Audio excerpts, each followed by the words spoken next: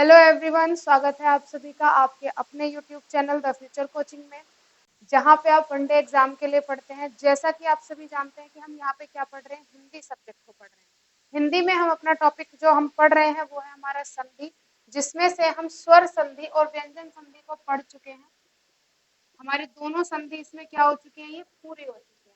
लेकिन जब हमने संधि को शुरू किया था तो हमने इसमें बताया था कि संधि हमारी कितने प्रकार की होती है। संधि होती है हमारी 3 प्रकार की। एक होती है स्वर संधि, एक होती है व्यंजन संधि और एक होती है विसर्ग संधि। तो जैसा कि स्वर संधि में हमने पढ़ा था कि इसमें मात्राओं के आधार पर स्वर और स्वर का मेल होता है। अब उसमें वो स्वर जो होगा वो कोई हमारा जो स्वर का मेल है वो किस तरह से है, कि या तो सेम स्वर, एक जैसे स्वर मिल रहे हैं, या फिर एक दूसरे से अलग अलग जो स्वर है वो हमारे मिल रहे हैं, तो वो हमारी पूरी तरह से क्या होगी, स्वर स्वर संधि होगी। फिर आ जाता है व्यंजन संधि। तो व्यंजन संधि में हमने पढ़ा था कि जब कोई भी स्वर या व्यंजन मिले, या व्यंजन और व्यंजन मिले, या व्यंजन प्लस स्वर हो, तब हमारी व्यंजन संधि कहलाती है। इसमें हमने काफी सारे नियमों को पढ़ा था, राइट। अब हमारी आ जाती है विसर्ग संधि। कौन सी आ जाती है, अब आ जाती है विसर्ग संधि।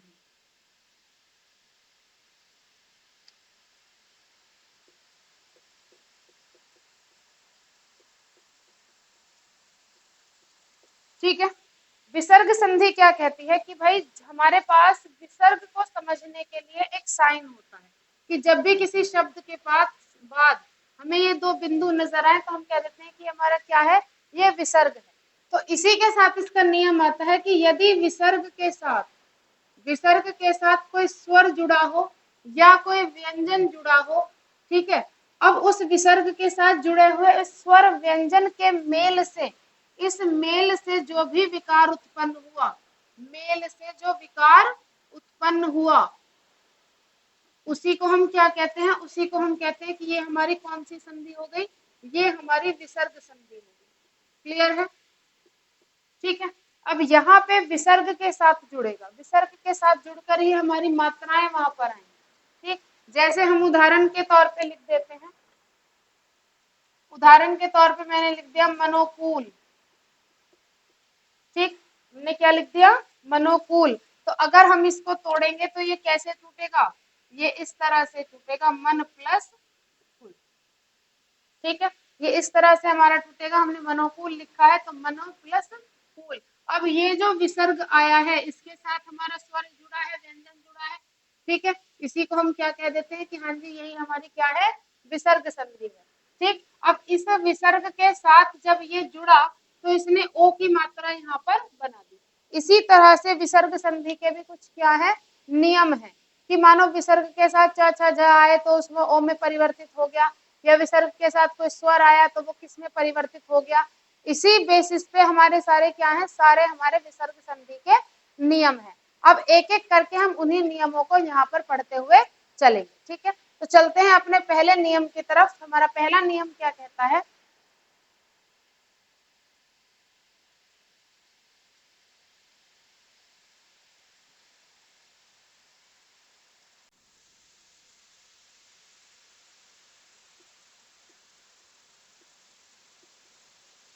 नियम 1। तो पहला नियम क्या कहता है कि अगर संधि, यानी कि अगर हमें विसर्ग संधि को पहचानना है या विसर्ग संधि को करना है, तो हम क्या कहते हैं कि मानो एक हमारे पास विसर्ग है और ये विसर्ग के साथ जुड़ा हुआ है अ। ठीक है, विसर्ग से के साथ क्या जुड़ा हुआ है, अ जुड़ा हुआ है। तो उसके स्थान पर, विसर्ग के स्थान पर हमारा क्या हो जाता है, विसर्ग के स्थान पर बन जाता है ओ। क्या बन जाएगा, विसर्ग के स्थान पर ओ बन जाता है। ठीक है, क्लियर है इतनी चीज। इसी के साथ साथ आगे चलते हैं। ठीक, इसी के साथ इसका दूसरा नियम कहता है कि यदि विसर्ग से पहले ए हो, कि यदि विसर्ग से पहले ए हो और विसर्ग के बाद भी ए हो, ठीक है, तब भी हमारा क्या हो जाएगा, तब भी हमारा हो जाएगा ओ। ठीक, या फिर अगर हमारा जैसे वर्गीय व्यंजन होते हैं तो वर्गीय व्यंजन में अगर विसर्ग है और विसर्ग के साथ हमारा ये भी जुड़ा हुआ है, और विसर्ग के साथ जो हमारा वर्गीय व्यंजन है उसमें थर्ड, फोर्थ और फिफ्थ, इन तीनों में से कोई भी है या इनके साथ जुड़ा हुआ है य, र, ल, व, तब भी हमारा जो रिजल्ट बनेगा वो जो चेंज होगा विसर्ग वो ओ में चेंज हो जाता है। ठीक है, किस में बदल जाएगा? ओ में बदल जाएगा। तो ओ में बदलने की ये तीन कंडीशन है कि अगर विसर्ग है उसके साथ अ जुड़ा हुआ है तब भी वो ओ में परिवर्तित होगा, अगर विसर्ग से पहले अ है और विसर्ग के बाद भी अ है तो भी वो किसमें परिवर्तित होगा? ओ में परिवर्तित होगा। अगर विसर्ग के साथ उसका तीसरा, चौथा, पांचवा या फिर इनके अलावा या, रा, ला, व ये जुड़े हुए हैं वो तब भी किसमें परिवर्तित होगा? तब भी वो ओ में ही परिवर्तित होगा। ठीक है, उदाहरण इनके हम कुछ देखेंगे।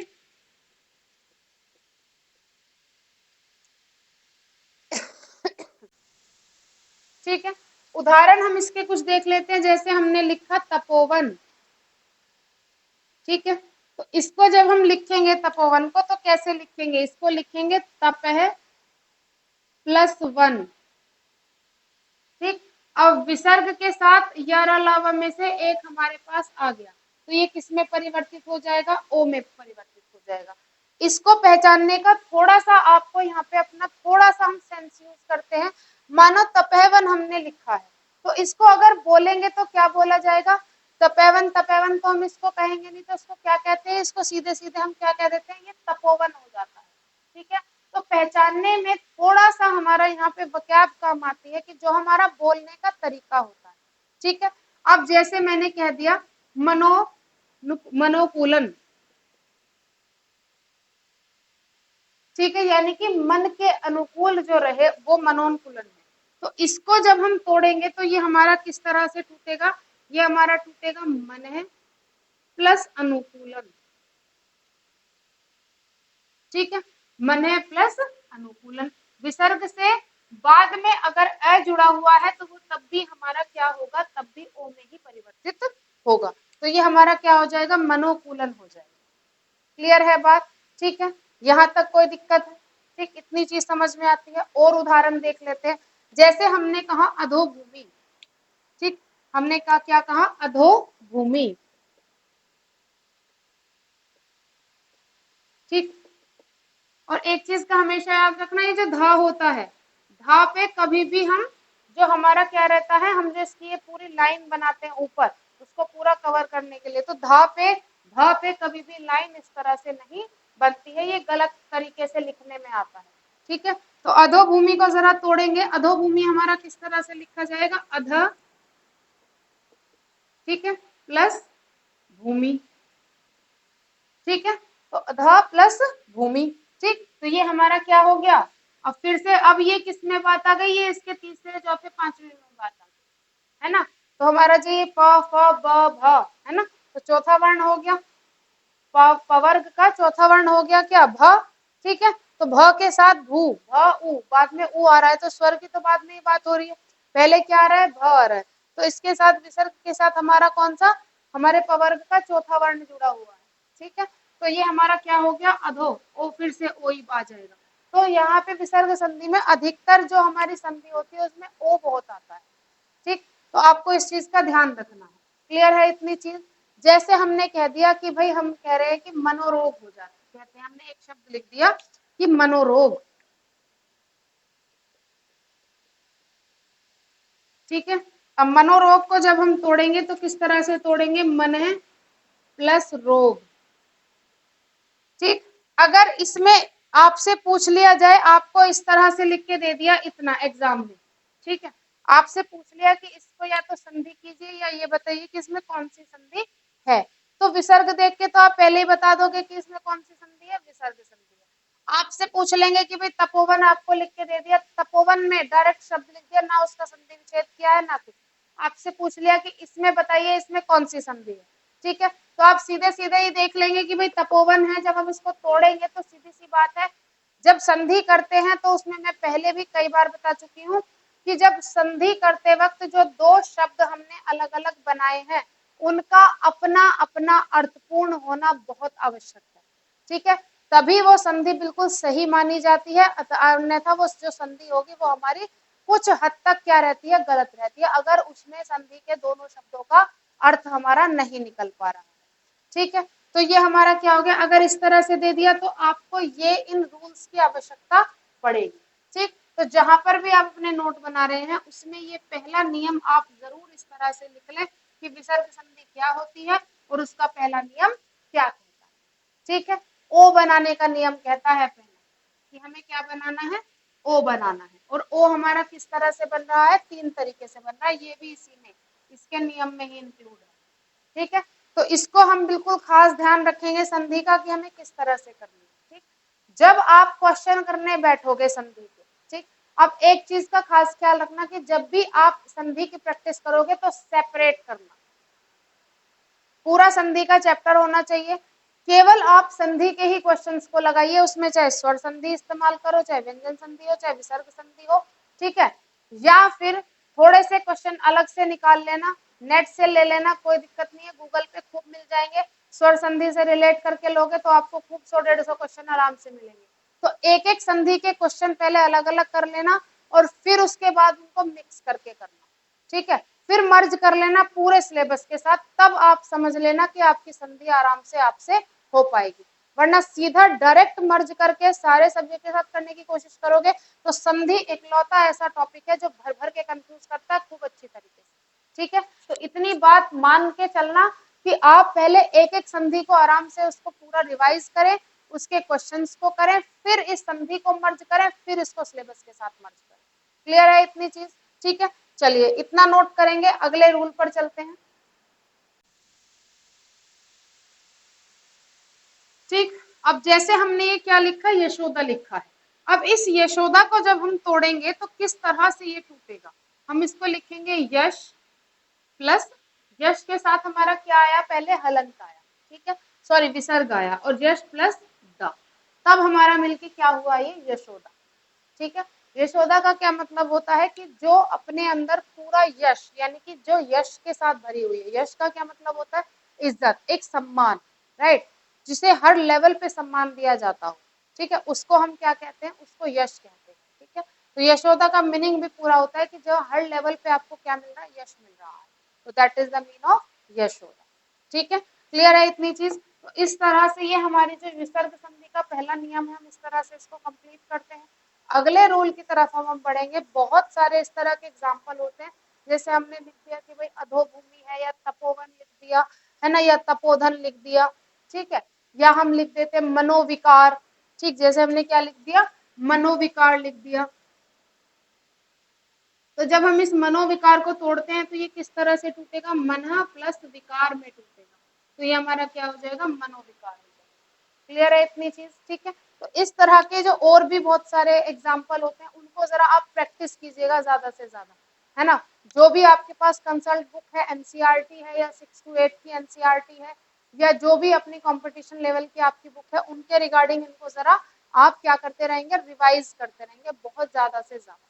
ठीक है, टू द पॉइंट चीजें रखनी है, कोई भी ज्यादा डिस्क्रिप्शन अपने पास नहीं रखना है किसी भी चीज का, वरना भावनाओं में बहकर पढ़ते रहो पढ़ते रहो पढ़ते रहो, कोई फायदा नहीं होने वाला, तो सीधी बात है एकदम। ठीक है, क्लियर सी बात है, सीधा सीधा टू द पॉइंट बात रहनी चाहिए, हर एक सब्जेक्ट के बारे में ये बात बता रही है। ठीक है, साइंस भी पढ़ेंगे आगे तो उसमें भी इसी तरह से हो। क्लियर है इतनी चीज? ठीक, तो इतनी चीज को जरा नोट कीजिए, आगे चलते हैं।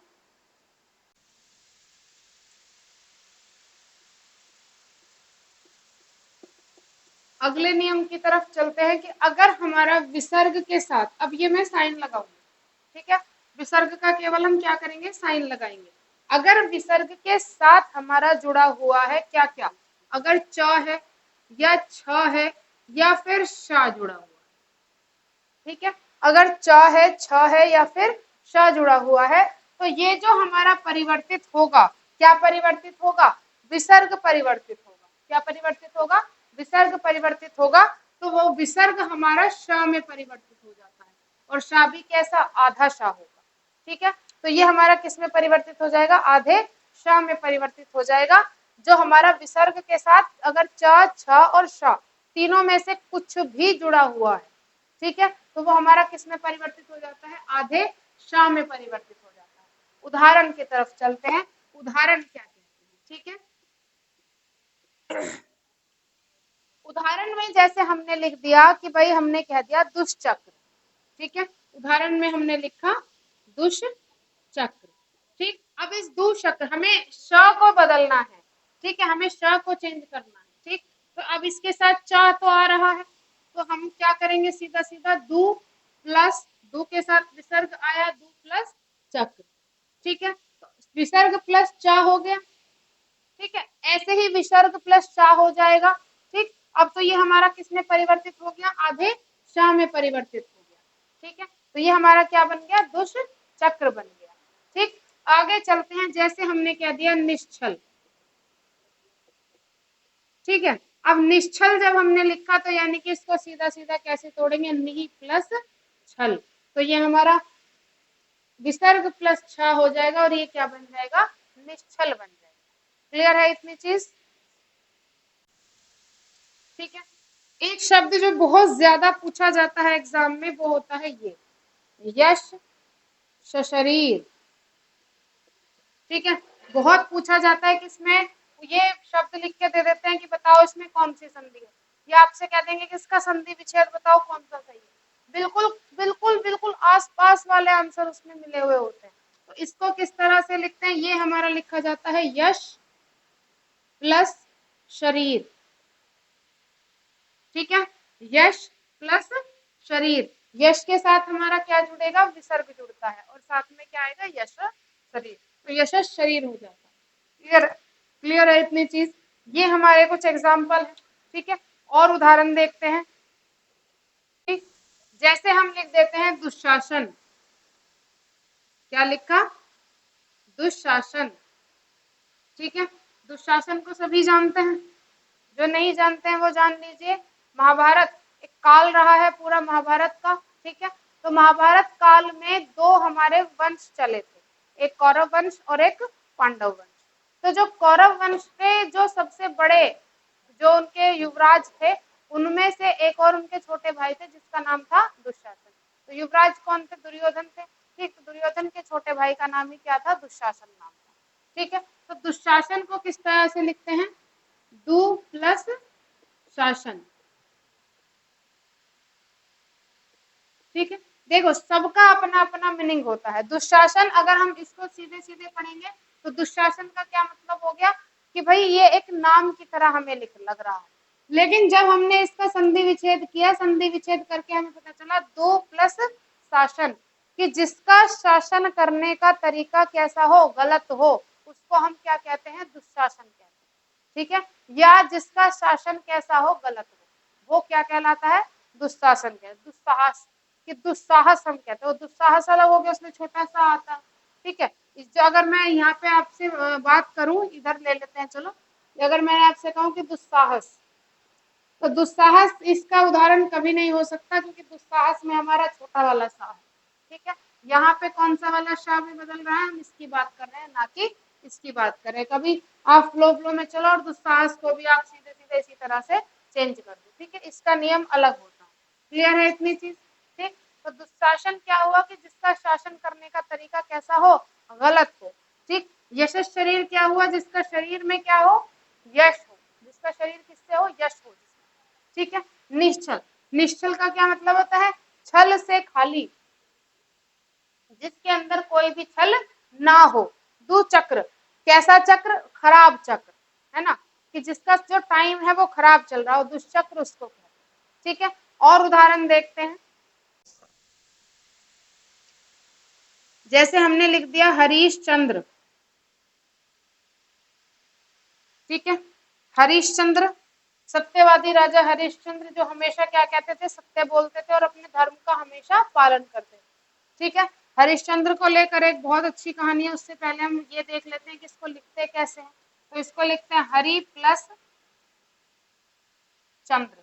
ठीक है, तो ये हमारा क्या हो जाएगा, हरिश्चंद्र हो जाएगा।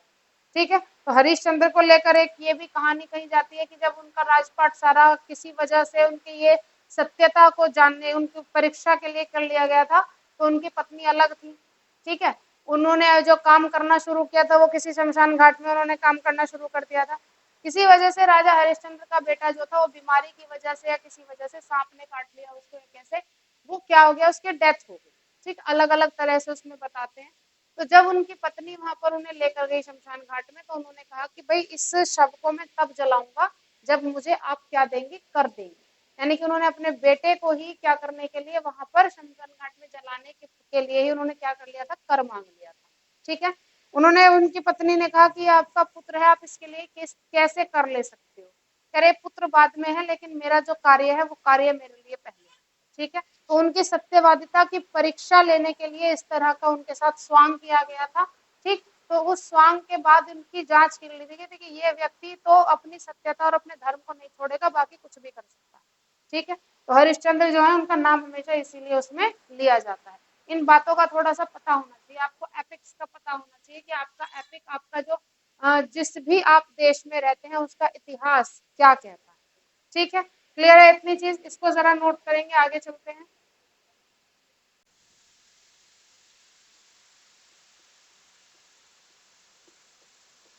अगला नियम कहता है कि अगर विसर्ग के साथ, ये हमारा विसर्ग है, अगर इसके साथ हमारा जुड़ा हुआ है त, थ और हमारा स।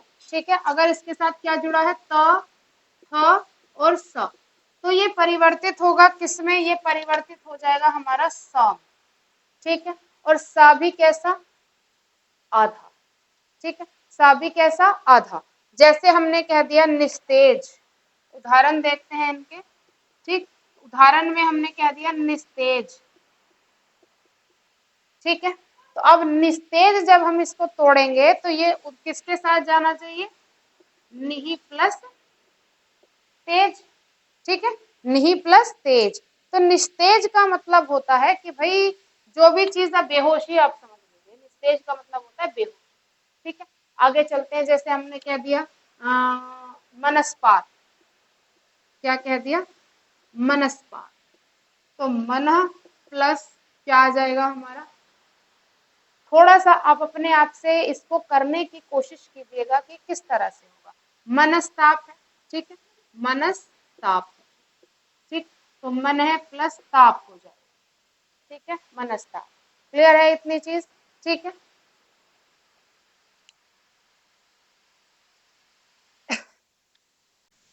ठीक, जैसे हमने कह दिया निस्ताप, तो निहि प्लस ताप।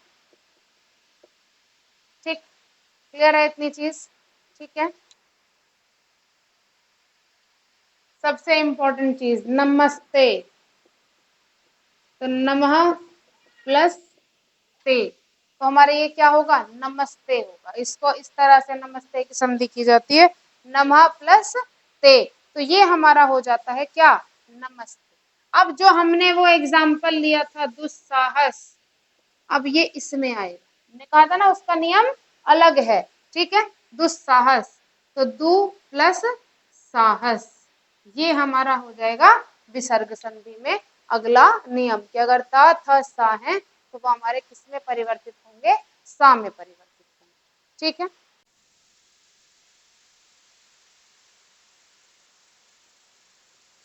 अगला नियम कहता है कि अगर विसर्ग के साथ हमारा जुड़ा हुआ है क्या, ठीक है, अगर विसर्ग के साथ हमारा जुड़ा हुआ है ट, ठ या फिर श, ठीक है, तो यहाँ इस स्थिति में जो हमारा विसर्ग परिवर्तित होगा, वो विसर्ग हमारा परिवर्तित हो जाएगा शाम, षटकोण वाले शाम में, और वो कैसा होगा, आधा होगा। ठीक है, उदाहरण के तौर पर हम ले लेते हैं, जैसे हमारा उदाहरण आ गए, तो उदाहरण के तौर पर जैसे हम लिखते हैं धनुष टंकार, क्या लिखा, धनुष टंकार, तो इसको किस तरह से लिखेंगे, धनु प्लस टंकार। ठीक है, धनु प्लस टंकार। ठीक, क्लियर है इतनी चीज।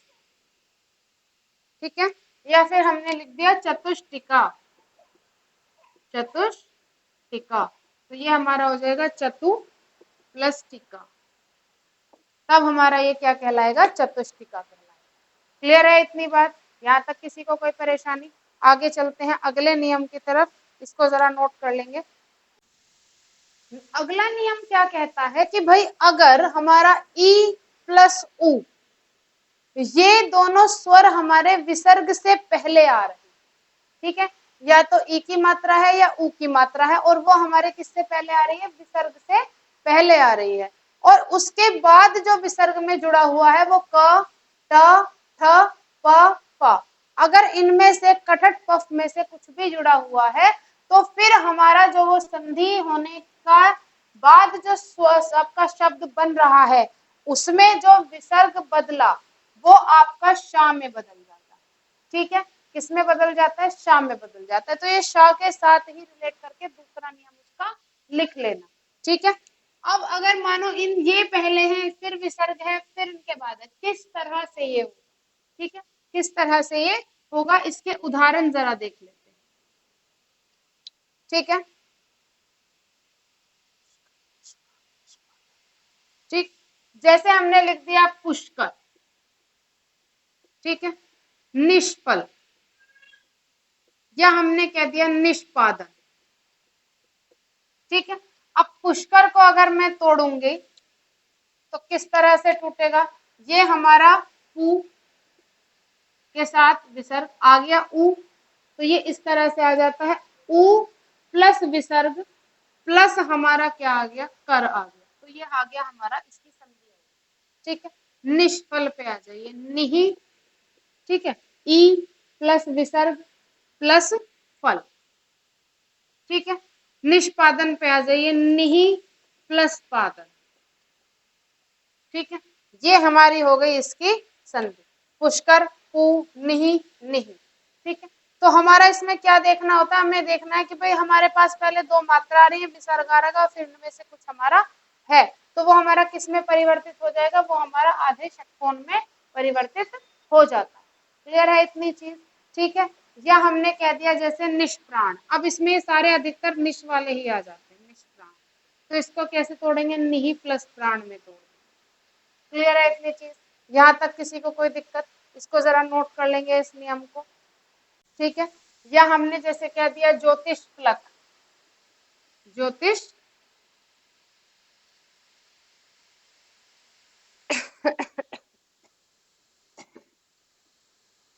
ज्योतिष फलक।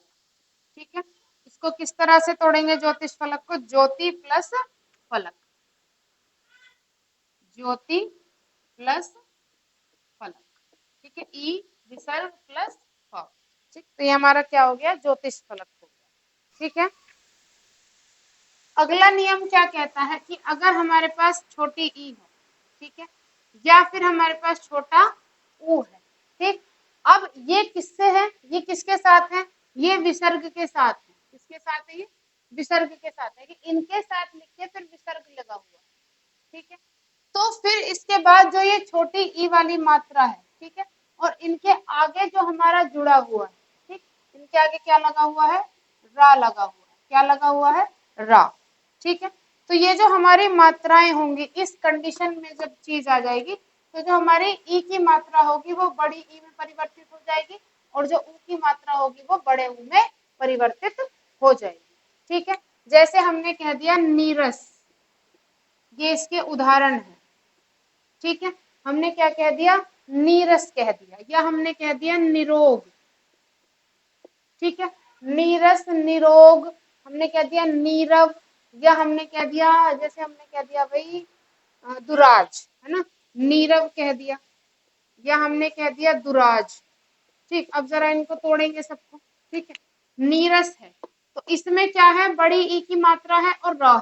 ठीक है, बड़ी ई की मात्रा और र, यानी कि जब इसको तोड़ेंगे तो ये किस में परिवर्तित होगा, ये छोटी ई की मात्रा में परिवर्तित होगा। तो निहि प्लस रस, ठीक है, निहि प्लस रोग, निहि प्लस रव, दू प्लस राज। ठीक, तो जब ये दुराज लिखा जाएगा तो ये इस तरह से लिखा जाएगा, दुराज। ठीक है, क्लियर है इतनी चीज। अक्सर हम जो ना लिखते लिखते लिखते लिखते ऊ की मात्रा में बहुत गड़बड़ करते हैं, जैसे अभी मुझसे हो गई थी, मैंने यहाँ पे भी छोटी लगा दी, यहाँ पे भी छोटी लगा दी। ठीक है, क्लियर है इतनी चीज। तो ये हमारे कुछ उदाहरण हो गए इस नियम के लिए, ये हमारा इसके लिए क्या हो गया, ये इसका नियम हो गया। ठीक है, क्लियर है। डायरेक्ट नियम लिखो, डायरेक्ट एग्जाम्पल लिखो, डायरेक्ट नियम डायरेक्ट एग्जाम्पल। ठीक, ज्यादा इसमें कुछ भी हमें डिस्क्रिप्शन करने की कुछ भी ज्यादा जरूरत नहीं है। ठीक है, चलिए चलते हैं नेक्स्ट हमारे नियम की तरफ। ठीक है, अब देखो, जब हमने वर्णमाला पढ़ी थी तो हमने उसमें दो तरह के वर्णों को पढ़ा था, एक घोष वर्ण और एक अघोष, है ना, संघोष और अघोष। ठीक, घोष या अघोष भी हम उन्हें कह देते हैं।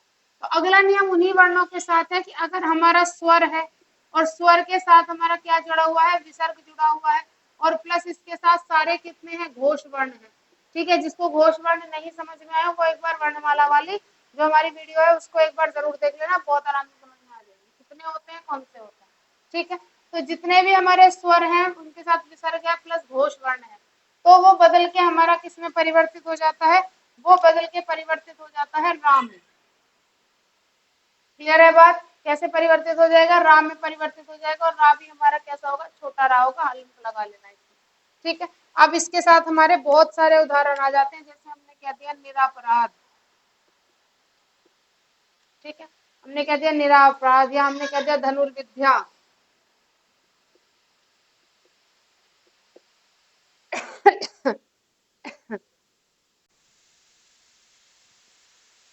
ठीक, या हमने कह दिया निर्मल। ठीक है, अब जरा इनको तोड़ो, सबको, सबकी संधि करते हैं। ठीक, अब ये कहते हैं तो स्वर है, विसर्ग है, फिर घोष वर्ण है, तब हमारा किसमें परिवर्तित हो रहा है, र में परिवर्तित हो रहा है। ठीक, तो हमने पहला हमने लिखा है निरपराध, यानी कि निर, यानी कि निहि प्लस अपराध। निहि के साथ हमारे बहुत शब्द बनते हैं। ठीक है, हमने कह दिया धनुर्विद्या, धनु प्लस विद्या, तो हमारी क्या बन गई, धनुर्विद्या बन गई। ठीक है, क्लियर है इतनी चीज। निर्मल, निहि प्लस मल। ठीक है, या हमने कह दिया निर्धन, कैसे लिखेंगे, निहि प्लस धन, तो ये हमारा क्या हो गया, निर्धन हो गया। हमने कह दिया निराश। ठीक है, निहि प्लस राश। ठीक है, निराश में आ जाता है निहि प्लस आश। ठीक, तो ये हमारा क्या हो गया, निराश हो गया। ठीक, अब इसमें आप देख सकते हो, जब आप पढ़ोगे एक बार वर्णमाला वाला जो वीडियो है उसको देख लेना, उसमें आपको घोष संघोष सारे वर्ण आपको समझ में आ जाएंगे क्या होते हैं। ठीक है, फिलहाल के लिए ये हमारी क्या है, ये हमारी विसर्ग संधि का अगला नियम चलता है कि अगर हमारा स्वर के साथ विसर्ग है और उसमें घोष वर्ण है तो वो परिवर्तित होगा हमारा विसर्ग किसमें, छोटा रा में, आधा रा में परिवर्तित हो जाएगा। ठीक है, तो ये हमारे कुछ आ जाते हैं नियम, और इनके साथ साथ अब जो अगला नियम हम पढ़ेंगे वो हम पढ़ते हैं कि भाई जब जैसा हमने संधि की वैसा का वैसा ही वो शब्द हमारा रहा।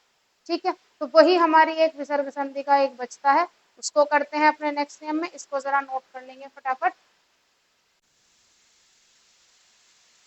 ठीक, तो ये नियम हमारा क्या कहता है कि अगर विसर्ग के साथ हमारा क्या जुड़ जाए, क ख। ठीक है, क हो, ख हो, प हो और फ हो। ठीक, प या फ, अगर ये हमें विसर्ग के साथ जुड़े हुए मिलते हैं तो संधि हमारी वैसी की वैसी रहती है जैसा हमने संधि विच्छेद किया था। जैसे हमने लिख दिया प्रातः काल। ठीक है, तो प्रातःकाल हो गया। ठीक, बोलते हम क्या है, प्रातः काल बोलते हैं, तो ये इसमें विसर्ग हमारा साथ में चलता है। इसको जब हम तोड़ेंगे तो ये इसी तरह से टूट जाएगा, प्रातः प्लस काल। हमने कह दिया रजकण। ठीक है, तो ये रजो कण ही होता है और इसमें विसर्ग चलता है साथ में, तो ये हमारा इसी तरह से टूट जाएगा, रज प्लस कण। ठीक है, क्लियर है इतनी। हमने कह दिया जैसे हम कह देते हैं अधपतन। ठीक, हमने क्या कह दिया, अधपतन। ठीक है, तो इसको किस तरह से, ये संधि ऐसे कैसे टूट जाती है, अधो प्लस पतन। ठीक है, तो ये संधि ऐसी कैसे रिमेन रहती है, कंडीशन क्या है, विसर्ग के साथ हमारे ये चार वर्ण आए हैं तो सीधे के सीधे वैसी की वैसी संधि हमारी इसमें आ जाएगी। क्लियर है इतनी चीज। ठीक है, संधि में आई होप कि आपको कोई परेशानी आपको नहीं आएगी, ज्यादा से ज्यादा इसका रिवीजन करना संधि का। कल फिर मिलते हैं हम एक नए टॉपिक के साथ, तब तक रिवाइज करते रहिए, रिपीट करते रहिए, और संधि को अब जरा एक एक संधि को रिवाइज करना, पहले स्वर संधि उसके क्वेश्चन, व्यंजन संधि उसके क्वेश्चन, विसर्ग संधि उसके क्वेश्चन। ठीक है, बहुत अच्छे से रट जाएगी, ज्यादा मेहनत का भी काम नहीं है कि बहुत ज्यादा हम हार्ड वर्किंग आपसे कह रहे हैं कि बहुत ज्यादा करो, स्मार्ट वर्किंग करो हमेशा से। ठीक है, तो वो ज़्यादा आपके लिए बेनिफिशियल होगा। ठीक है, thank you so much for watching, बने रहिए हमारे साथ। Thank you so much.